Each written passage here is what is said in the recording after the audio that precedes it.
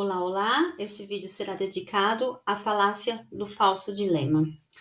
E como sempre, começamos com a definição que estamos a trabalhar aqui. A falácia, então, é um argumento não racional ou racionalmente não convincente, ou seja, embora possa ser válido, contém um erro inferencial por violar um ou mais critérios da boa argumentação. Essa definição foi proposta por Solanas no seu livro Las Trampas de Circe, ou em português, Os Enganos ou Equívocos de Circe. Bem, além da definição proposta por Solana, também estamos utilizando a metodologia, que é dividida em 2 passos. O primeiro é identificar o critério da boa argumentação que foi violado.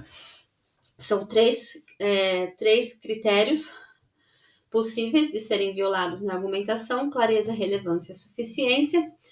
E o segundo passo é identificar a causa específica, o núcleo do erro que gerou a falácia. Apresento aqui uma parte de uma tabela. Essa tabela é a tabela de classificação de falácias, também proposta por Solanas. Aqui eu estou a apresentar a versão em espanhol, porque é realmente um print do livro. Entretanto, com o objetivo de facilitar as explicações, eu reformulei a tabela, adaptando ela para o português, e ela está completa.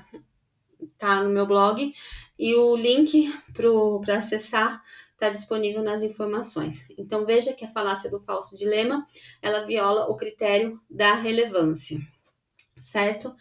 E da relevância por omissão, onde ela está ali no falso dilema, onde tem 2 modos, branco ou negro, e o perfeccionista.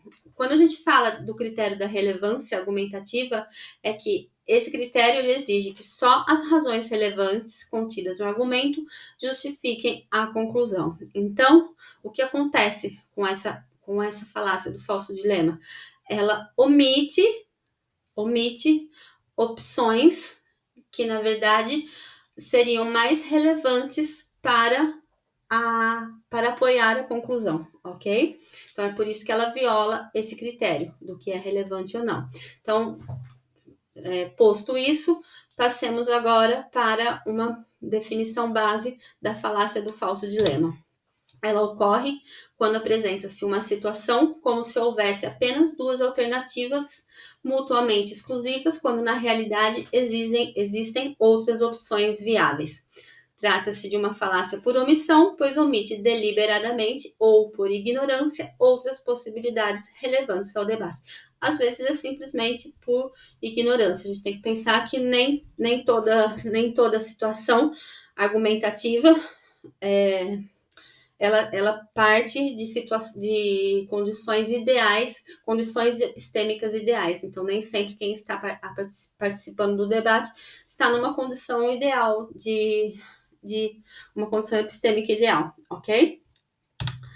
Bem, então, como já mencionamos, essa falácia do falso dilema, ela viola o critério da relevância, porque ocorre quando as premissas apresentadas não servem para apoiar a conclusão que se pretende demonstrar, ok? Elas não são relevantes para a conclusão. E o núcleo do erro é a omissão. O que ela omite? Inadequadamente opções disponíveis. Fazendo o quê? Um uso ilegítimo, porque quando a gente fala ou é isso ou é aquilo, estamos usando ilegitimamente esse ou. Por quê? Estamos apresentando apenas um número limitado de opções baseadas nesse ou, ok? Quando, de fato, há mais opções, há outras. Bem, quando um dilema não é falaz. Então, quando a gente se pergunta quando um dilema não é falaz, temos que se perguntar o que configura um dilema. E, de novo, o que é a forma do dilema está nisso, ou A ou B. Não A, logo B, certo? Ou A ou B, ou não B, logo A, ok? Então, o que configura um dilema? Existem apenas 2 opções. Então, um dilema, necessariamente, ele tem que ter essas 2 opções. As 2 opções elas têm que ser, de fato, incompatíveis. Uma das opções deve ser necessariamente escolhida. Ambas tem consequências problemáticas. Vamos de um exemplo simples de entender um dilema? Escolher uma pessoa que estuda e trabalha, e ela tem que escolher no período da tarde, por exemplo, entre estudar para o exame ou trabalhar. Veja que ela só tem essas duas opções, estudar para o exame ou trabalhar. As duas são compatíveis. Se ela está com o corpo dela presente, por exemplo, numa sala para estudar, ela não pode estar para trabalhar, correto? Uma das opções tem que ser necessariamente escolhido. As duas vão ter consequências problemáticas. Se ela estudar para o exame, terá que faltar no trabalho. Se ela optar por trabalhar, corre o risco de ir mal no exame. Então, isso de fato é um dilema, ok?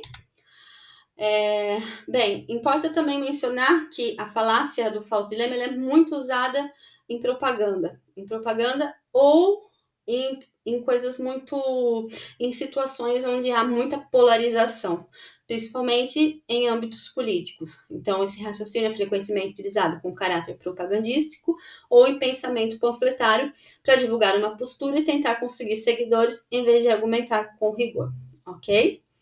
Subtipos da falácia do falso dilema. Temos, portanto, o branco ou o negro ou perfeccionista. Mecanismos.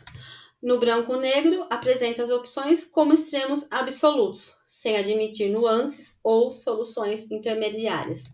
Na versão perfeccionista do falso dilema, exige-se que uma solução seja perfeita, 100% eficaz, sem falhas ou então totalmente rejeitada, ok? Aqui nesse exemplo não vou me apegar muito a isso. Vamos a exemplos. Primeiro, se não podemos garantir que nenhum erro judicial ocorra, então a pena de morte deve ser mantida. Então, aqui, se não podemos, a falta de garantia, né, impossibilidade de garantir que nenhum erro judicial ocorra, então a pena de morte deve ser mantida. Ou A ou B, ou garantimos que nenhum erro judicial ocorra, ou mantemos a pena de morte. Não podemos garantir que nenhum erro judicial ocorra. Logo, mantemos a pena de morte. Ok? Veja-se que é um falso dilema aqui. Ele não é um dilema igual nós exemplificamos anteriormente. Ok? Esse aqui é um pouquinho mais complexo e eu trouxe justamente para ampliar a perspectiva. Esqueci de colocar aqui a citação, a referência, mas também está no livro das Solanas e é uma parte, um trecho da Alice no País das Maravilhas. Então, ainda não abri, respondeu o Coelho Branco, mas parece ser uma carta, escrita pelo prisioneiro para alguém. Um outro membro do júri pergunta, está na letra do acusado? E o Coelho Branco responde, não, não está. E isso é o mais estranho de toda essa história. E o valete diz, com a licença de sua majestade, eu não escrevi este papel e ninguém pode provar que o tenha feito, porque não há nenhuma assinatura ao final do escrito. E o rei então diz, se não o assinaste, isso não faz mais que agravar a tua culpa. Tens de o ter escrito com más intenções, ou então terias assinado com o teu nome, como qualquer pessoa honrada. Bem, aqui o dilema, eu destaquei onde está o falso dilema, né? O valete ter escrito o bilhete com más intenções, ou ter assinado com o nome. E o rei simplesmente desconsiderou a simples possibilidade de não ter sido o valete a escrever. Então, aqui temos um falso dilema, nitidamente. E no meio de um discurso, né, um pouco mais complexo, um pouco mais rico de elementos. Como refutar? Identificar as opções dadas, mostrar, de preferência com exemplo, que há pelo menos uma opção adicional, ok? E com isso, encerro esse vídeo. Ânimo com os estudos. Até o próximo.